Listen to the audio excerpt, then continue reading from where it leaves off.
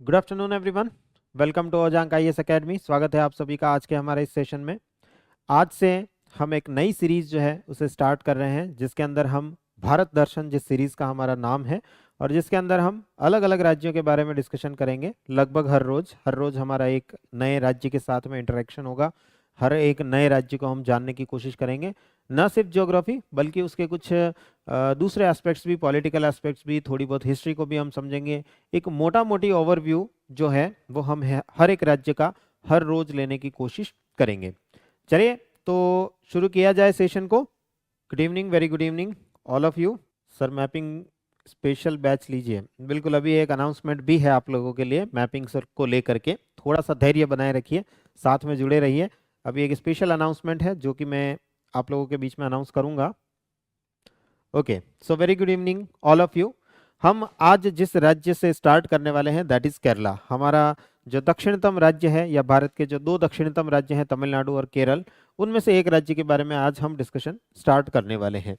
तो केरल राज्य के बारे में कुछ ऐसी चीजें हम जानने की कोशिश करेंगे जो हो सकता है आपको पहले से पता हो सकता है ना पता हो, लेकिन हम आज नए सिरे से पूरा एक नए तरीके से उस राज्य को समझने की कोशिश करेंगे, जैसा हमने अभी तक कभी नहीं किया। जैसा आप जानते हैं ओजांग आईएएस एकेडमी इनोवेशन के लिए जाना जाता है, तो हम फिर से कुछ एक नया इनोवेशन यहाँ पर लेकर के आ रहे हैं आप लोगों के लिए, जिससे कि आप इन राज्यों को, इन सारे स्टेट्स को अच्छे से समझ सकें, उनकी हिस्ट्री समझ सकें, उनकी ज्योग्राफी समझ सकें, और दूसरे एस्पेक्ट्स जैसे कि वहाँ के करंट अफेयर्स में क्या चल रहा है, हम करंट अफेयर्स को भी यहाँ पर कवर करेंगे और समझते हुए चलेंगे।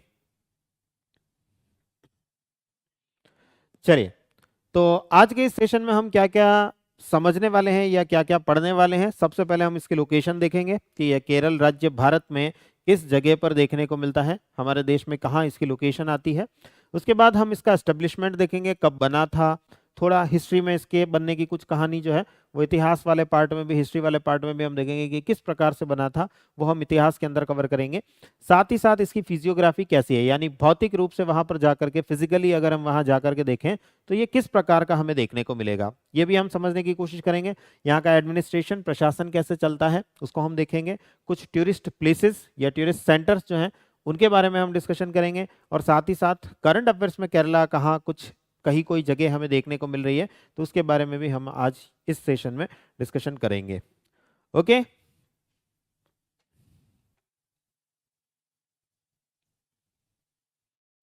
Okay, good evening, very good evening all of you. चलिए तो स्टार्ट करते हैं। सबसे पहले अगर हम लोकेशन की बात करें तो भारत में जो हमारी टोटल कोस्ट लाइन है, पूरी तट रेखा जो आपको देखने को मिलती है, इस कोस्ट लाइन में यहाँ ये अरेबियन सी है, अरब सागर है, इस तरफ बे ऑफ बंगाल है। अरब सागर के किनारे, इस जगह पर जो हमारा अरब सागर के किनारे वाले राज्यों में अगर हम बात करें तो जो सदर्न मोस्ट स्टेट है, सबसे दक्षिणतम राज्य है जिसका नाम केरल है, उसके बारे में हम डिस्कशन कर रहे हैं। यानी लोकेशन इसकी अरब सागर के किनारे हमें यहाँ देखने को मिलती है, जो कि लगभग 600 किलोमीटर, 600 किलोमीटर इसकी टोटल लंबाई, टोटल लेंथ हमें यहाँ देखने को मिलती है। यानी अरब सागर के किनारे ये एक 600 किलोमीटर की तट रेखा, कोस्ट लाइन बनाता हुआ दिखाई देता है। इंडिया की टोटल कोस्ट लाइन कितनी है मुझे बताते चलेंगे आप लोग, जितने बच्चे मुझसे इंडियन ज्योग्राफी पढ़ चुके हैं, भारत का भूगोल पढ़ चुके हैं, साथ ही साथ बताते चलेंगे कि इंडिया की टोटल कोस्ट लाइन, कुल तट रेखा की लंबाई कितनी है। कमेंट सेक्शन में मुझे इसका आंसर चाहिए। अगर हम इसके एस्टेब्लिशमेंट की बात करें तो हमने, अगर आपको ध्यान हो तो कुछ समय पहले मैंने आप लोगों के साथ में एक सेशन किया था, बेलागावी सेशन, जिसके अंदर हमने बात करी थी स्टेट रीऑर्गेनाइजेशन एक्ट, राज्यों का पुनर्गठन या पुनर्संगठन जो हुआ था उसके बारे में एक एक्ट आया था, एक अधिनियम आया था, और उसके तहत बहुत सारे राज्य जो हैं उनका रीऑर्गेनाइजेशन किया गया था, पुनर्गठन किया गया था। उसी रीऑर्गेनाइजेशन के तहत 1 नवंबर 1956 को ये स्टेट जो है वो बनता हुआ हमें दिखाई देता है, ये राज्य जो है वो बनता हुआ हमें दिखाई देता है। अगर हम इसके एरिया की बात करें, एरिया का डेटा एग्जैक्टली हमें याद रहे या ना रहे, यूपीएससी पर्सपेक्टिव से हमारे लिए बहुत ज़्यादा इंपॉर्टेंट नहीं है, लेकिन फिर भी हम देखते हैं 38,863 स्क्वायर किलोमीटर, 38,863 वर्ग किलोमीटर इसकी टोटल एरिया, टोटल क्षेत्रफल हमें देखने को मिलता है। Very good, 7,516 kilometres, very good. काफ़ी सारे बच्चे जो हैं, हो सकता है कुछ गूगल करके भी ला रहे होंगे, बट फिर भी सही आंसर दे रहे हैं। 7,516.6 किलोमीटर जो है वो एग्जैक्ट लेंथ भारत की कोस्ट लाइन की हमें देखने को मिलती है। तो एरिया, भारत का एरिया जो 32,87,263 वर्ग किलोमीटर है, उसके कंपैरिजन में देखें तो इस राज्य के पास में लगभग 1.18% एरिया निकल करके आता है। ऑलमोस्ट 1.2% एरिया इस राज्य के पास में निकल करके आता है। अगर हम इसकी कैपिटल देखें तो तिरुवनंतपुरम, अगर आप मैप में देखेंगे तो लगभग इस जगह पर आपको तिरुवनंतपुरम या त्रिवेंद्रम के नाम से भी इसे जाना जाता है, हिंदी में त्रिवेंद्रम या तिरुवनंतपुरम के नाम से इसे जाना जाता है, वो शहर आपको यहाँ देखने को मिलेगा। ये इसकी राजधानी है। लैंग्वेज की अगर हम बात करें, भाषा मलयालम लैंग्वेज यहाँ पर बोली जाती है। डिस्ट्रिक्ट, टोटल जिलों की बात करें तो टोटल 14 जिले इसके अंदर हमें देखने को मिलते हैं। पॉपुलेशन डेंसिटी 859 पर 859 जो है वो 2011 के अनुसार, 2011 के डेटा के अनुसार हमें देखने को मिलती है। सेक्स रेशियो की अगर हम बात करें, लिंगानुपात, फीमेल्स, लिंगानुपात आप समझते हैं, फीमेल्स 1000 पुरुषों पर कितनी महिलाएं, 1000 मेल्स पर कितनी फीमेल्स हमें देखने को मिलती है, that is known as sex ratio, या हिंदी में लिंगानुपात के नाम से इसे जाना जाता है। और हम ये बात हमेशा पढ़ते आते हैं कि भारत में सबसे ज्यादा सेक्स रेशियो जिस राज्य में है that is Kerala, highest in India यहाँ हमें देखने को मिलता है, दैट इज 1084, यानी 1000 पुरुषों पर 1084 महिलाएं यहाँ हमें देखने को मिल जाती हैं, जो कि भारत में सबसे ज्यादा है। इंडिया का हाईएस्ट सेक्स रेशियो इसी राज्य के अंदर, केरल के अंदर हमें देखने को मिलता है। उसके बाद अगर हम लिटरेसी की बात करते हैं, साक्षरता की बात करते हैं, तो भी भारत में सबसे ज्यादा लिटरेसी रखने वाला, सबसे ज्यादा साक्षरता रखने वाला राज्य यही है, जो कि यहाँ की पॉपुलेशन का 93.91%, यानी अप्रोक्सीमेटली 94% जनता जो है वो साक्षर है, लिटरेट है। उसमें से अगर हम मेल्स एंड फीमेल्स की बात करें तो भी ये स्टेट हाईएस्ट परसेंटेज अपने आप में रखता है। मेल्स में अगर हम बात करें तो 48.72%, इसका 93 पॉइंट का 48.72% मेल्स जो है वो हाईएस्ट है इंडिया के अंदर मेल लिटरेसी रेट में भी। और फीमेल लिटरेसी रेट भारत में, साक्षरता, महिला साक्षरता की बात करें तो उसमें भी सर्वाधिक जो रैंक लाता है या सबसे टॉप पे जो हमें देखने को मिलता है वो केरला हमें देखने को मिलता है। 51.27% यहाँ की महिलाएं जो हैं, मतलब जनसंख्या का टोटल 51.2% महिलाएं जो हैं वो साक्षर हमें देखने को मिलती है। राइट।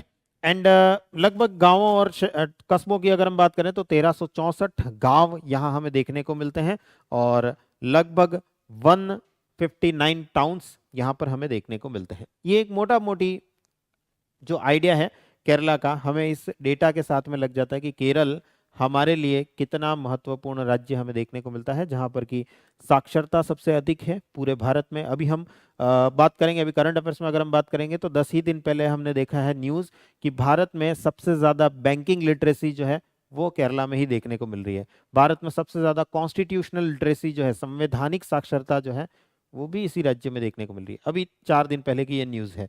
तो अपने आप में लिटरेसी के मामले में, साक्षरता के मामले में ये बहुत ही जबरदस्त राज्य हमें देखने को मिलता है। आगे अगर हम बढ़े, फिजियोग्राफी की अगर हम बात करें, फिजियोग्राफी का मतलब होता है कि ये राज्य, अगर हम इसके अंदर जाएंगे तो बेसिकली इसकी जमीन जो है वो हमें किस टाइप की देखने को मिलेगी। जो बच्चे मेरे साथ मैपिंग कर चुके वो जानते हैं कि हम हर एक जब भी किसी देश में एंट्री करते हैं या जब भी किसी कॉन्टिनेंट में, महाद्वीप में एंट्री करते हैं तो हम वहाँ की फिजियोग्राफिक डिवीजन पहले देखते हैं।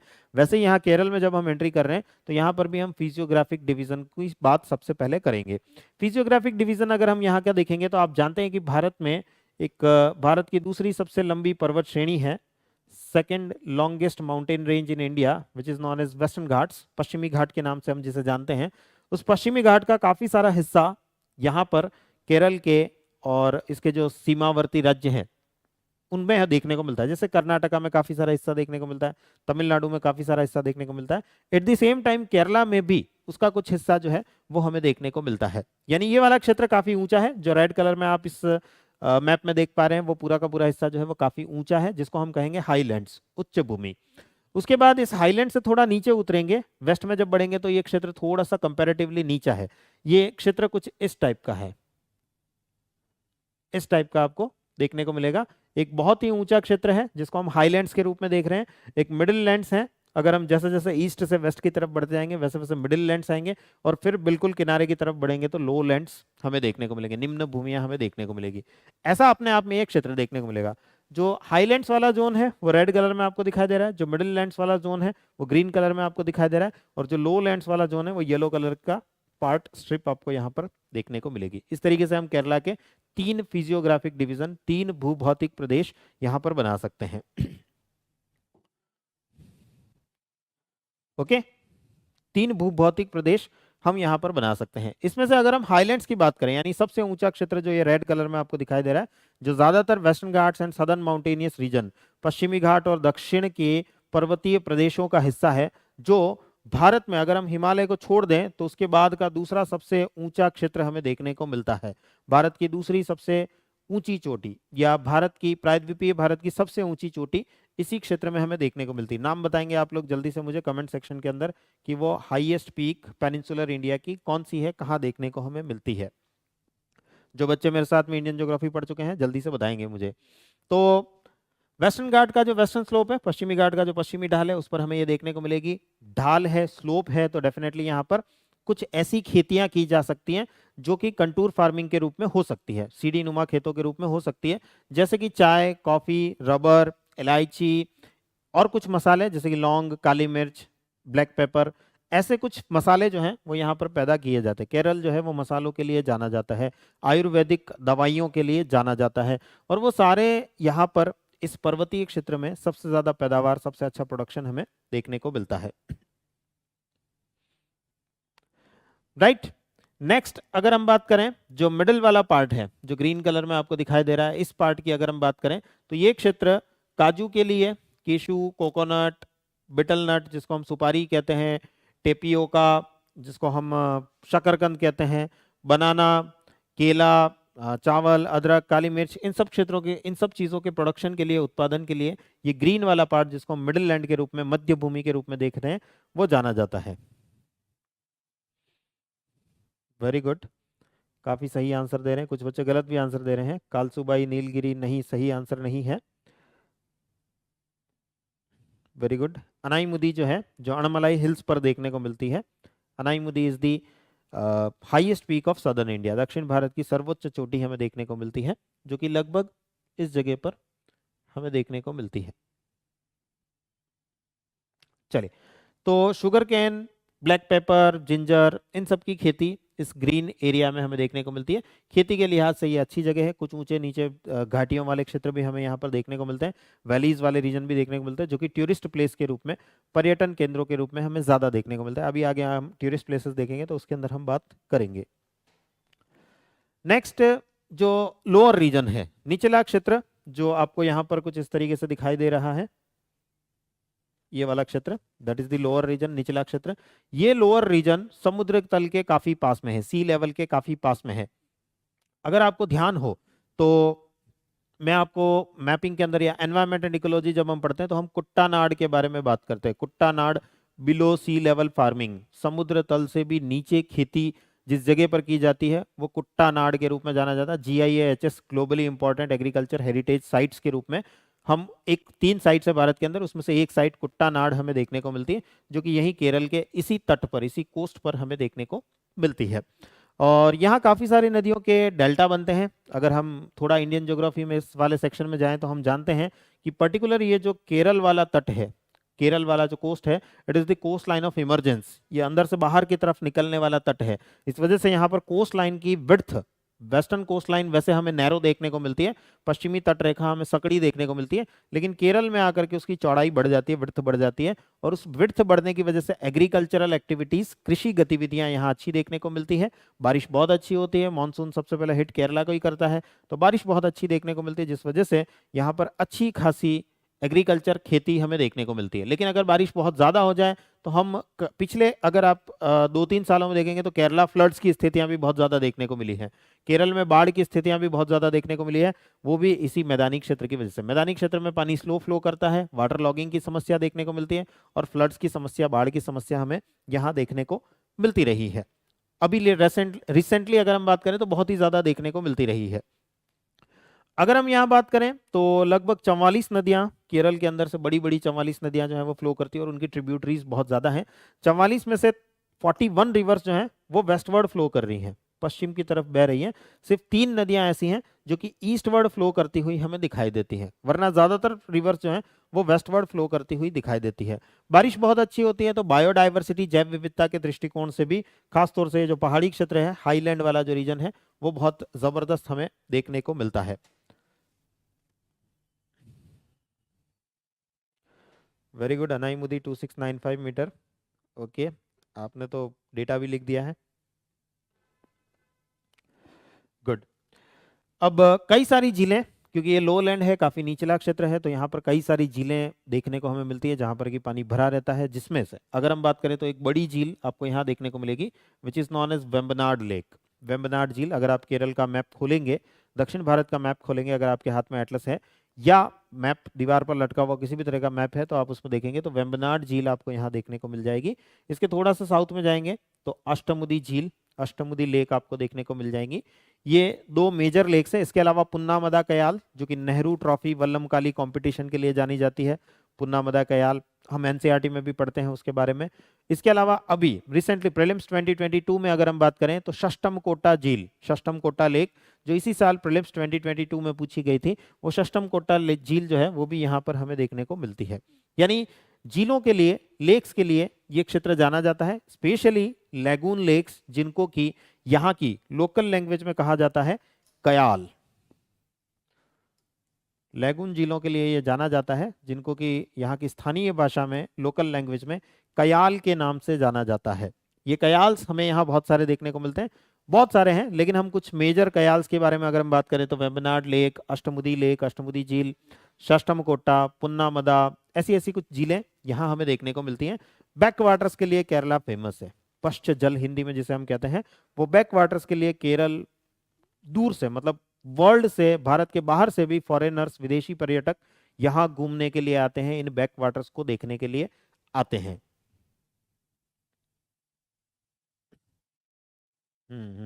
बिल्कुल एनसीईआरटी में पढ़ाया है। गुड, कुछ याद तो रहता है मतलब आप लोगों को। मुझे लगा था सर सुबह पढ़ते हैं शाम तक भूल जाते हैं हम। और इसी वेम्बनाड झील के यहाँ अगर आप यहाँ देखेंगे तो कोची, एक बड़ा पोर्ट, एक बड़ा बंदरगाह आपको देखने को मिलेगा, जिसे कोची या कोचीन के नाम से जाना जाता है।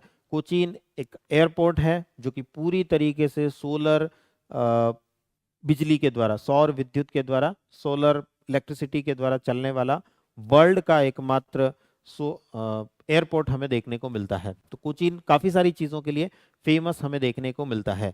और अगर अभी अभी रिसेंटली याद हो अगर आपको, तो मैंने कुछ दिन पहले ही आपके साथ में इसी चैनल पर एक सेशन किया था बैपुर उरू के ऊपर। बैपुर उरू, बैपुर जो नदी है वो बैपुर नदी के किनारे यहाँ इस जगह पर बैपुर उरू देखे जाते हैं। बैपुर उरू जो इसी साल फीफा में देखे गए थे, और उसके ऊपर मैंने पूरा सेशन आप लोगों के लिए किया था।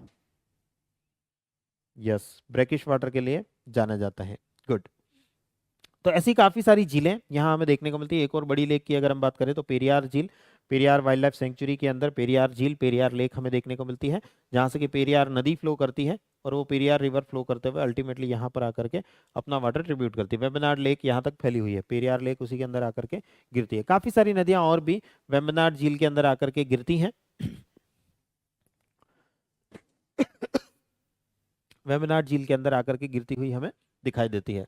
इसमें से जैसा मैंने आपको बताया अष्टमुदी, इस साल प्रीलिम्स 2022 में क्वेश्चन था हमारे सामने, अष्टमुदी झील, मैच दी फॉलोइंग कॉलम्स, वो स्तंभ मिलाने वाले जो क्वेश्चन होते हैं उसके अंदर हमें देखने को मिला था।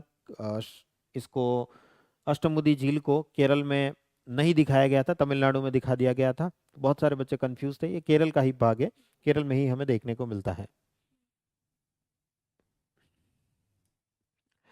चलिए अब बात करते हैं हिस्ट्री की। थोड़े हमने फिजियोग्राफी देख ली, हाईलैंड्स की बात कर ली, मिडिल लैंड्स की बात कर ली, लो लैंड्स की बात कर ली। इतिहास में ये केरल राज्य जो आज जैसा हमें देखने को मिल रहा है, क्या हमेशा से ऐसा ही था या पहले कुछ अलग स्थितियां थी? अगर हम उनकी बात करें तो हिस्टोरिकली यहाँ एक अलग राज्य था जिसे त्रावणकोर के नाम से जाना जाता था। यहाँ एक राज्य था जिसको कोचीन के नाम से जाना जाता था। आज जो हम कोची शहर देख रहे हैं उसके आसपास का क्षेत्र कोचीन राज्य के रूप में देखा जाता था। और बाकी ये जो ग्रीन कलर में आप पार्ट देख रहे हैं, ये मद्रास प्रेसिडेंसी, जो अंग्रेजों का शासन करने की जो 4 मेजर प्रेसिडेंसी थी उसमें से मद्रास प्रेसिडेंसी जो है उसका भाग ये हुआ करता था। तो ये वाला पार्ट जो है वो मालाबार के नाम से जाना जाता था। ये कोस्ट का नाम मालाबार कोस्ट है, यहाँ पर जो तट है उसका नाम मालाबार तट देखने को मिलता है। तो मालाबार अपने आप में ये क्षेत्र कहलाता था, जो कि अंग्रेजों की मद्रास प्रेसिडेंसी के अंतर्गत आता था। भारत आजाद हुआ, आजाद होने के बाद में मालाबार, कोचीन और त्रावणकोर के रूप में ही पहले इसको देखा गया। फिर कोचीन और त्रावणकोर को पहले मर्ज किया गया, आपस में मिक्स किया गया, मतलब एक ही क्षेत्र जो है बनाया गया। उसके बाद स्टेट रीऑर्गेनाइजेशन एक्ट 1956 के अंदर 1 नवंबर 1956 को इन तीनों क्षेत्रों को मिला करके आज जैसा केरल हम देख रहे हैं वैसा केरल हमारे सामने निकल करके आता है। तो बेसिकली अगर हम देशी रियासतों की बात करें, प्रिंसली स्टेट्स की बात करें, तो त्रावणकोर, कोची, ये दो प्रिंसली स्टेट्स इसके अंदर हमें देखने को मिलते हैं। और साथ ही साथ काफी सारा हिस्सा मालाबार का, जो कि मद्रास प्रेसिडेंसी में आता था, वो भी हमें इसके अंतर्गत देखने को मिलता है। इस तरीके से ऐतिहासिक रूप से ये दो princely states plus British India का कुछ पार्ट, इन तीनों को मिला करके आज हम एक राज्य के रूप में इसको देख रहे हैं स्वतंत्रता के बाद में 1956 से। ये कुछ इस तरीके से राज्य हमें देखने को मिल रहा है, जिसको हम केरल के नाम से जानते हैं। केरल में अगर आप बात करें, अगर मैं आर्ट एंड कल्चर की बात करूं, तो संस्कृति में हम एक व्यक्ति को पढ़ते हैं, राजा रवि वर्मा। अगर कोई मुझे कुछ उसके बारे में बता सकता है, तो राजा रवि वर्मा के बारे में कोई कुछ बता सकता है तो डेफिनेटली कमेंट करके मुझे जरूर बताएं।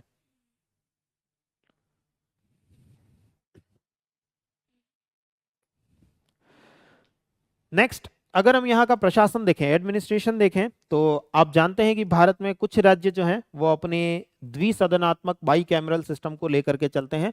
बहुत सारे राज्य लेकर के नहीं चलते हैं। केरल भी उन्हीं राज्यों में से एक है जो लेकर के नहीं चलता है। एक ही सदन यहाँ हमें देखने को मिलता है, जिसे हम विधानसभा या इंग्लिश में लेजिस्लेटिव असेंबली के नाम से जानते हैं। उस विधानसभा या लेजिस्लेटिव असेंबली में टोटल 41 सीट्स हैं, 141 सीटें हैं, जिसमें से 140 पर इलेक्शन होते हैं। एक सीट जो है वो नॉमिनेटेड हमें देखने को मिलती है, मनोनीत हमें देखने को मिलती है। अ, अगर हम केरला की बात करें तो पॉपुलेशन बहुत ज्यादा है, जनसंख्या बहुत ज्यादा हमें देखने को मिलती है। मैदानी क्षेत्र अच्छा खासा है, अभी हमने देखा था मैप में। मैदानी क्षेत्र जो है ग्रीन और येलो कलर में जितना आप पार्ट देख रहे हैं वो लगभग मैदानी क्षेत्र है।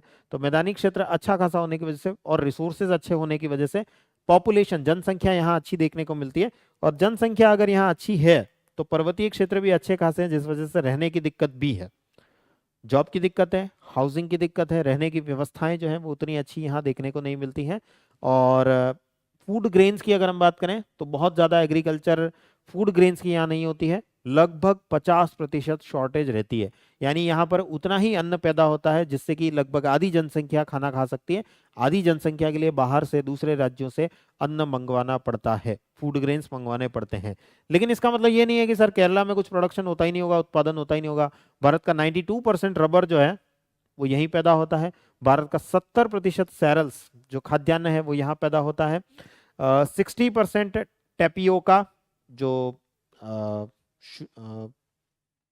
शकरकंद के नाम से जिसे हम जानते हैं वो यही हमें देखने को मिलता है। कार्डमम, इलायची की बात करें तो भारत का लगभग 70% कार्डमम यही देखने को मिलता है।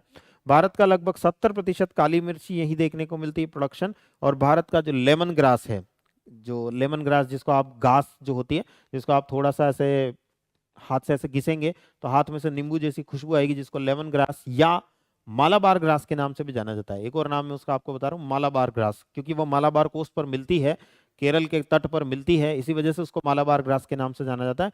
उसका ऑयल निकलता है, उसका तेल निकलता है, और उस तेल के प्रोडक्शन के मामले में तो 100% ऑयल इसी जगह से, केरला से ही हमें देखने को मिलता है। यानी काफी सारा प्रोडक्शन, काफी सारे उत्पादन, अलग अलग प्रकार के उत्पादन यहाँ पर हमें देखने को मिलते हैं।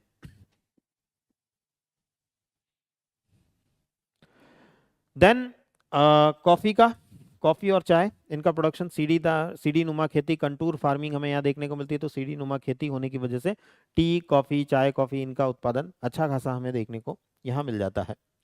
इसके बाद अगर हम एडमिनिस्ट्रेशन की बात करें तो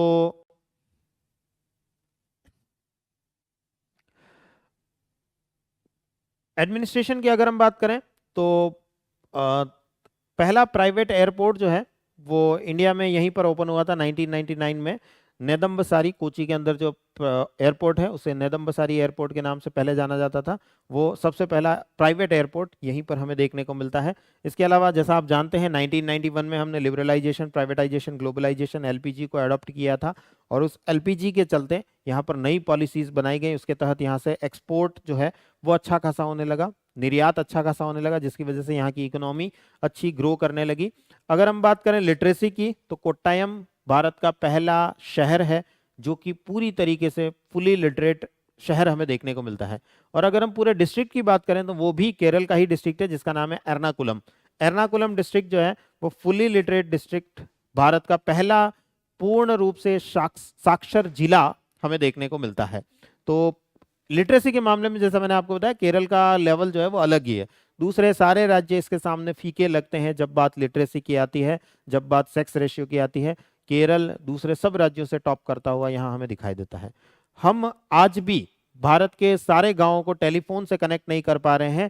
केरल ने 1997 में, अप्रैल 1997 में ही केरल का हर जो गांव था वो हर गांव टेलीफोन से कनेक्टेड था। ये 1997, आज से 25 साल पहले की स्थितियां मैं आप लोगों को बता रहा हूं।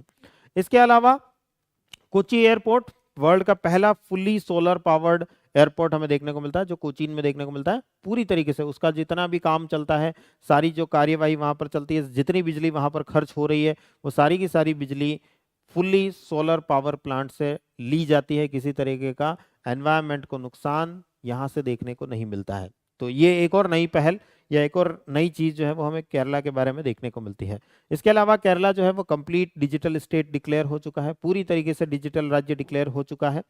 एंड केरला के अंदर जो कोचीन शहर है उसको क्वीन ऑफ द अरेबियन सी, अरब सागर की रानी के रूप में देखा जाता है। अरब सागर के किनारे एक बड़ा पोर्ट होने के कारण, बड़ा बंदरगाह होने के कारण, और हिस्ट्री में, इतिहास में अगर हम देखें तो अपना एक अलग महत्व रखने के कारण इसे क्वीन ऑफ अरेबियन सी या अरब सागर की रानी के रूप में जाना जाता है।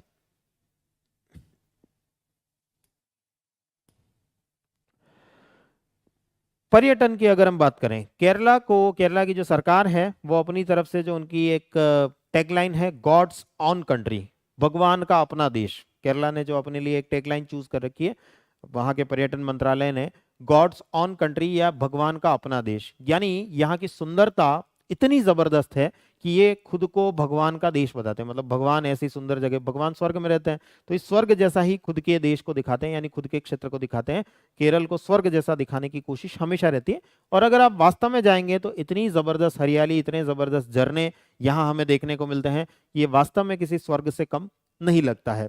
इसमें बड़ा रोल जो है यहाँ के टूरिज्म को डेवलप करने में, एक बड़ा रोल जो है department of tourism, central government, Bharat सरकार का जो पर्यटन मंत्रालय है, पर्यटन विभाग है, और केरल का केटीडीसी, केरला टूरिज्म डेवलपमेंट कॉरपोरेशन जो है, इन दोनों के द्वारा संयुक्त प्रयास के द्वारा यहाँ पर एक इसे केरला राज्य को अपने आप में एक बड़े टूरिस्ट स्पॉट के रूप में, एक बड़े पर्यटन केंद्र के रूप में विकसित किया गया है। इसकी राजधानी तिरुवनंतपुरम, त्रिवेंद्रम जो है वो अपने आप में एक बड़ी टूरिस्ट प्लेस के रूप में जानी जाती है। आपने एक फेमस मंदिर का नाम जो है पद्मनाभ स्वामी मंदिर का नाम सुना ही होगा, जहां बहुत सारा सोना निकला था सर, इतना निकला था, इतना निकला था कि लास्ट में एक गेट तो अभी तक खुला ही नहीं है, जिसका हमें अता पता ही नहीं है कि कितना सोना वहां पर है। वो यहीं हमें देखने को मिलता है त्रिवेंद्रम में, तिरुवनंतपुरम के पास में ही वो मंदिर पद्मनाभ स्वामी का हमें देखने को मिलता है। इसके अलावा थेकड़ी एक फेमस टूरिस्ट प्लेस है। मुन्नार और थेकड़ी दो फेमस हिल स्टेशन हैं, जो कि अगर आप लोकेशन देखेंगे तो मुन्नार और थेकड़ी जो है वो लगभग इन लोकेशंस पर आपको देखने को मिल जाएंगे। मैप में अगर आप देखें, फिजिकल मैप में या पॉलिटिकल मैप में, तो मुन्नार थेकड़ी इन लोकेशंस पर आपको देखने को मिल जाएंगे, जो कि फेमस हिल स्टेशन हैं। लोग यहाँ पर घूमने के लिए आते हैं दूर दूर से, न सिर्फ भारत से बल्कि विदेशों से लोग यहाँ पर घूमने के लिए आते हैं, और काफी अच्छे रिक्रिएशनल पॉइंट्स के रूप में इनको देखा जाता है। पेरियार वाइल्ड लाइफ सेंचुरी, अभी पेरियार जो झील मैंने आपको दिखाई थी, पेरियार वाइल्ड लाइफ सेंचुरी वहां देखने को मिलती है। यूपीएससी प्रीलिम्स में ऑलरेडी पूछ चुकी है पेरियार वाइल्ड लाइफ सेंचुरी को। इसके अलावा शबरीमाला मंदिर, जो आप कई बार सुनते रहते हैं, कई बार न्यूज में रहता है शबरीमाला का मंदिर, वो शबरीमाला मंदिर जहां पर कि अयप्पा भगवान का मंदिर, अयप्पा टेम्पल देखने को मिलता है, वो भी यहीं इसी जगह पर हमें देखने को मिलता है। और केरल कुछ ऐसी हाउस बोट्स के लिए फेमस है। वेम्बनाड लेक, अष्टमुदी लेक, ये अष्टमुदी झील खास तौर से उसके किनारे एक शहर है अलापुझा, या अलप्पी के नाम से जाना जाता है। अलापुझा अलप्पी जो है ऐसी हाउस बोट्स के लिए फेमस है। ऐसी हाउस बोट्स के लिए केरला अपने आप में एक यूनिक आइडेंटिटी जो है वो बना चुका है वर्ल्ड टूरिज्म में। ऐसी हाउस बोट्स आपको वर्ल्ड में लगभग कहीं नहीं देखने को मिलेगी, कुछ कुछ जगहों पर भारत में देखने को मिलती हैं, लेकिन ज्यादातर जो हाउस बोट्स चलती हैं यहाँ पर वो लोगों को, टूरिस्ट को बहुत ज्यादा अट्रैक्ट करती हैं। और यहाँ के जो बैक वाटर्स हैं वो इस इकोसिस्टम को सपोर्ट भी करते हैं। यहाँ बहुत सारी हाउस बोट्स अलग अलग बैक वाटर्स में चलती रहती हैं, और इस वजह से यहाँ का एक बड़ा इकोनॉमी का हब जो है ये अपने आप में बन चुका है। इकोनॉमी का एक बड़ा पॉइंट जो है वो अपने आप में ये हाउस बोट्स बन चुकी है, बहुत ज्यादा टूरिज्म को अट्रैक्ट करने के कारण। तो टूरिज्म के लिए, स्पेशली हाउस बोट्स के लिए, केरला बहुत जबरदस्त प्रसिद्ध फेमस हमें देखने को मिलता है। करंट अफेयर्स की अगर हम बात करें कि केरला में क्या क्या फिलहाल करंट न्यूज में हमें देखने को मिल रहा है, तो देखिए कल की ही न्यूज बता रहा हूँ। Kerala roles out menstrual and maternity leaves for students. जो स्टूडेंट्स हैं, खासतौर से फीमेल्स जो यहाँ पढ़ रही हैं, उनको पीरियड्स के दिनों में मेंस्ट्रुअल साइकिल जो होती है उसके अंदर उनको लीव मिल सके, इसके लिए केरल सरकार ने जो है वो बिल लेकर के आई है। इसके अलावा मैटरनिटी लीव्स जो है वो मिल सके, जो स्टूडेंट्स हैं हायर एजुकेशन में पढ़ रही हैं और अगर वो प्रेग्नेंट है, मैटरनिटी लीव चाहती है, तो मैटरनिटी लीव के लिए भी बिल जो है वो भी आया है। कल की ही न्यूज़ है, रिसेंट करंट अफेयर्स जो है वो आपको बता रहा हूँ। इसके अलावा केरला 3 दिन पहले की न्यूज़ है, फर्स्ट कॉन्स्टिट्यूशनल लिटरेट डिस्ट्रिक्ट जो कोल्लम है, कोल्लम जिला जो है केरल का, वो भारत का पहला संवैधानिक संविधान साक्षर जिला डिक्लेयर हुआ है। यानी यहाँ के सारे लोगों को संविधान के बारे में, कॉन्स्टिट्यूशन के बारे में जानकारी है इस पूरे जिले के अंदर। एंड अगर हम बात करें अभी रिसेंटली 10 दिन पहले की न्यूज, तो Kerala becomes countries first fully digital banking state. पूरी तरीके से डिजिटल बैंकिंग अपनाने वाला भारत का पहला राज्य बन चुका है केरल। ये 10 दिन पहले की न्यूज है, सारी मैं इसी साल जनवरी की न्यूज 2023 की न्यूज जो है वो आपको दिखा रहा हूँ। और इसके अलावा एक बड़ा इशू जो चला आ रहा है, कई महीनों से हम देख रहे हैं, जिसके लिए मैंने आपके लिए एक डेडिकेटेड सेशन भी किया था। अगर आप भूल गए हो उसको या नहीं देखा है तो इसी चैनल पर जाकर के आप देख सकते हैं। विजिंजम पोर्ट, विजिंजम पोर्ट का जो मुद्दा था उसके ऊपर मैंने पूरा एक सेशन किया था। यहाँ की ज्योग्राफी, यहाँ का इशू क्या है, सारी चीजें मैंने आपको समझाई थी। वो अपने आप में एक इशू यहाँ पर मुद्दा अभी अभी रिसेंटली हमें देखने को मिला था, त्रिवेंद्रम के किनारे पर, त्रिवेंद्रम के ऊपर, त्रिवेंद्रम शहर के अंदर। तो ये कुछ करंट अफेयर्स में जगहें या लोकेशंस हमें देखने को मिलती हैं। अगर आपको याद है तो हमने एक ऐसा सेशन किया था, कितने बच्चे हैं जिन्होंने ये सेशन देखा था विजिंजम पोर्ट का? अब आप लोगों के लिए जो स्पेशल अनाउंसमेंट है, जैसा कि आप जानते हैं कि 99 रुपीज में ओजांग आईएएस एकेडमी के द्वारा एक महा आंदोलन जो स्टार्ट किया गया है, जिसके अंदर 99 रुपीज में प्रीलिम्स का बैच आप लोगों के लिए अवेलेबल करवाया गया, 99 रुपीज में सी सेट का बैच आप लोगों के लिए अवेलेबल करवाया गया, 199 रुपीज में यूपीपीसीएस का बैच आप लोगों के लिए अवेलेबल करवाया गया। वैसे ही 99 रुपीज में आप लोगों के लिए मैपिंग का बैच जो है वो भी स्टार्ट किया जा रहा है। क्लासेस 6 फेब से 6 फरवरी से स्टार्ट होंगी। अभी आपको क्या करना है, आप इस बैच से जुड़ेंगे और इस बैच से जुड़ने के लिए हमारी जो ऐप है ओजांग एनी टाइम लर्निंग ऐप, उस ओजांग एनी टाइम लर्निंग ऐप पर जाएंगे। जो बच्चे पहले से किसी और बैच से जुड़े हुए हैं वो जानते ही हैं इस ऐप के बारे में, जो नहीं जानते हैं वो इस ऐप को प्ले स्टोर से डाउनलोड करेंगे। उस पर जाकर के आप इस कोर्स को सर्च करेंगे, मैपिंग कोर्स को, मैपिंग बैच को, तो वो आपको मिल जाएगा। और आपके लिए एडमिशन सभी से ओपन हो गए हैं। आप इसे जितना, जो लोग जो भी इससे जुड़ना चाहते हैं, मैपिंग अपने आप में एक हवा बना रहता है, तो उस मैपिंग को सिंप्लीफाइड तरीके से हम समझने की कोशिश करेंगे। मेरे साथ जुड़ेंगे आप और हम कोशिश करेंगे कि जो मैपिंग जो एक अपने आप में एक बहुत बड़ा हवा बना रहता है, बच्चे जो एटलस रटते रहते हैं, मतलब एटलस भी रटने की चीज समझते हैं, वो एटलस को रटते रहते हैं, उस एटलस के रटने की परंपरा को छोड़ते हुए एटलस को समझने की परंपरा किस प्रकार की होती है, किस प्रकार से हम उसे समझ सकते हैं, ये सारी चीजें हम समझने की कोशिश इस बैच के अंदर करेंगे, जिसके अंदर हम वर्ल्ड ज्योग्राफी भी कवर करेंगे, वर्ल्ड की मैपिंग करेंगे, सारे कॉन्टिनेंट्स घूमेंगे, सारे कॉन्टिनेंट्स के मेजर माउंटेन्स कौन कौन से हैं, प्रमुख नदियां कौन कौन सी हैं, आसपास की जल संधियां, स्ट्रीट्स कौन कौन सी हैं, ये सब हम यहाँ पर कवर करेंगे। और साथ ही साथ इंडिया की मैपिंग भी करेंगे, भारत का मानचित्रण भी करेंगे, भारत में जो अलग अलग डिफरेंट लोकेशंस हैं उनको हम देखेंगे। साथ ही साथ इंडिया के जो नेशनल पार्क्स हैं, बायोस्फीयर रिजर्व्स हैं, टाइगर रिजर्व्स हैं, उन सबको भी हम यहाँ पर कवर करने का प्रयास करेंगे। तो सब चीज़ों को आप जानते ही हैं, प्रीलिम्स में अगर हम बात करें तो मैपिंग जो है, खासतौर से इंडिया की मैपिंग एनवायरमेंट एंड इकोलॉजी से जब जुड़ जाती है तो बड़े जबरदस्त क्वेश्चन हमें देखने को मिलते हैं। मैपिंग का अपना इंपॉर्टेंस हमेशा से रहा है, रिसेंटली अगर आप देखेंगे, पिछले 10 सालों में देखेंगे तो अपने आप में एक बड़ा इंपॉर्टेंस रहा है। और अभी अगर आप लास्ट 2 या 3 सालों के पेपर देखेंगे, 2022, 2021, 2020 के प्रीलिम्स के पेपर देखेंगे, तो mapping even that art and culture, current affairs, history, सबसे जुड़ जुड़ करके क्वेश्चन जो है, मैप बेस्ड क्वेश्चन, हिस्ट्री का क्वेश्चन मैप से जोड़ करके आपसे पूछा जा रहा है। एनवायरमेंट एंड इकोलॉजी से तो पूछे जाते ही रहे हैं रिसेंटली, अगर आप देखेंगे 2014 से लेकर के 2019 तक के पेपर देखेंगे। लेकिन अभी अभी हिस्ट्री से जोड़ करके, आर्ट एंड कल्चर से जोड़ करके मैप की लोकेशंस को पूछा जा रहा है आपके साथ में, या आपके सामने ऐसे क्वेश्चन जो है वो प्रकट हो रहे हैं। तो मैपिंग का इंपॉर्टेंस हमेशा से बना रहा है, अभी भी जबरदस्त मैपिंग का इंपॉर्टेंस हमें देखने को मिल रहा है, दूसरे और सब्जेक्ट से एसोसिएट हो रही है। तो आप इस मैपिंग को बहुत ज्यादा टफ समझते हैं, बहुत ज्यादा कंफ्यूजिंग समझते हैं, सर हम तो लोकेशन रटते रहते हैं, हमें कभी याद नहीं होती है। तो हमें रटना नहीं है, हम चीजों को समझेंगे। समझने के लिए कुछ बेसिक सी चीजें होती हैं, उन बेसिक्स को हम समझेंगे, उसके बाद हम वर्ल्ड की मैपिंग करेंगे, इंडिया की मैपिंग करेंगे। क्लासेस हमारी स्टार्ट होंगी 6 फरवरी से।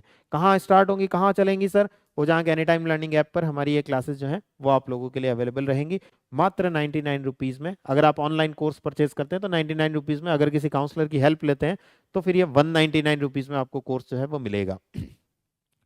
ओके,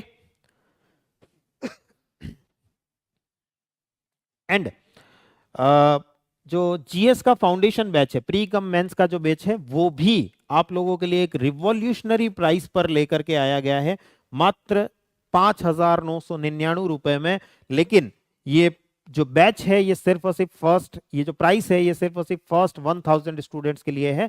और ये 1000 स्टूडेंट्स के लिए जो एडमिशंस खुलेंगे उसका भी एक फिक्स स्लॉट है, जो आने वाला सोमवार है, 23 तारीख सोमवार जो है, उस 23 तारीख सोमवार को, 23 जनवरी सोमवार को, मंडे को सुबह 10 बजे से लेकर के शाम की 4 बजे तक ये स्लॉट ओपन रहेगा। आप तब जा करके पेमेंट करके इस बैच को परचेज कर सकते हैं, ले सकते हैं। उसके बाद फिर ये वापस एडमिशन जो है वो बंद हो जाएंगे। सिर्फ और सिर्फ 6 घंटों के लिए आप लोगों के लिए ये एडमिशन ओपन रहेंगे। मंडे को, आने वाला अपकमिंग मंडे जो है 23 तारीख को, सुबह 10 बजे से लेकर शाम को 4 बजे तक वही ओजांग एनी टाइम लर्निंग ऐप पर जाना है आपको। और इस बैच को अगर आप जुड़ना चाहते हैं, बहुत नॉमिनल प्राइस में आप लोगों के लिए बैच है। पहले 6,000 रुपीज में आप लोगों के लिए एनसीईआरटी बैच हुआ करता था, अभी 6,000 रुपीज में आप लोगों के लिए pre cum mains complete GS का बैच जो है वो आप लोगों के लिए अवेलेबल करवाया जा रहा है। तो इसमें अगर आप जुड़ना चाहते हैं, इस बैच के साथ में एसोसिएट होना चाहते हैं किसी भी तरीके से, अगर आप यूपीएससी के लिए तैयारी कर रहे हैं, तो आप जानते हैं कि दूसरे कोर्सेज की रेट्स क्या चलती हैं, फाउंडेशन बैचेस की कोर्सेज की रेट्स जो हैं वो क्या चलती हैं। तो आप देख ही रहे हैं कि ये एक चमत्कारी प्राइस है, एकदम अपने आप में एक अलग ही प्राइस है, जो कहीं भी मैच नहीं कर सकती है। कहीं भी मतलब आप एक सब्जेक्ट भी पढ़ने जाएंगे ना तो भी इससे ज्यादा ही पे कर रहे होंगे। लेकिन यहाँ हम कंप्लीट जीएस का, प्रीलिम्स प्लस मेंस का बैच जो है, कंप्लीट सिलेबस आप लोगों के लिए कवर करवाएंगे, मात्र 6,000 रुपए में। 1 साल का ऑनलाइन कोर्स होगा हमारा है, चलेगा ओजांग एनी टाइम लर्निंग ऐप पर। परचेज भी आपको इसी ऐप पर, ओजांग एनी टाइम लर्निंग ऐप पर जाकर के इसे करना है। ओके, चलिए, तो ये आप लोगों के लिए अनाउंसमेंट थे। अब हम मिलेंगे कल के सेशन में। कल के सेशन में हम फिर किसी एक नए राज्य के साथ मिलेंगे और उसको समझेंगे कि वहाँ की लोकेशंस कैसी है, वहाँ की फिजियोग्राफी कैसी है, वहाँ की हिस्ट्री कैसी है। हर एक चीज़ को हम, जैसा आज हमने केरल को समझा, वैसे ही अगले सेशन में हम एक और नए राज्य के साथ में आपसे फिर से जुड़ेंगे और समझने का प्रयास करेंगे, सीखने का प्रयास करेंगे। ओके, मिलते हैं नेक्स्ट सेशन में। Thank you everyone.